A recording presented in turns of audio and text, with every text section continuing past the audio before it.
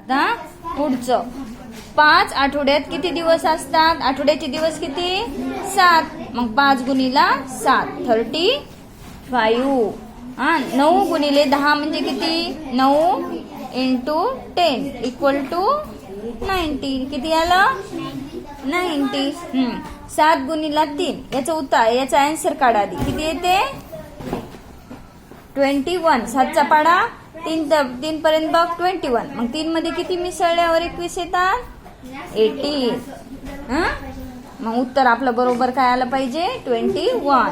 6 गुणिले 4 म्हणजे किती? 6 गुणिले 4 म्हणजे किती? 6 इंटू 4 24. आन्सर काढायचं प्रत्येक वेळेस. आता बघ 4 प्लस 4 प्लस 4 म्हणजे किती? सांग. 4 हा किती वेळा यायला? 4 इंटू 3 वेळेस आला की नाही?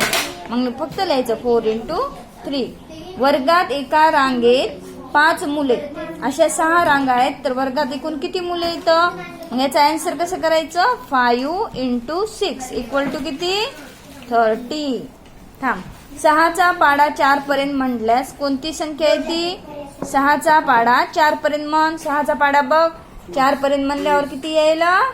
24. मग याचा आन्सर 2. खालीलपैकी कोणती संख्या 4 व 5 या दोन्ही संख्येच्या पाड्यात आहे? 4 व 5 मध्ये कोणती संख्या आहे बघ? 4 चोक 16. 5च्या पाड्यात आहे का? नाही. 4च्या पाड्यात 12 आहे पण 5च्या पाड्यात नाही. 4च्या पाड्यात 20 पण आहेत आणि 5च्या पाड्यात 20 आहे. मग कोणती संख्या यायली? 20. कळालं का?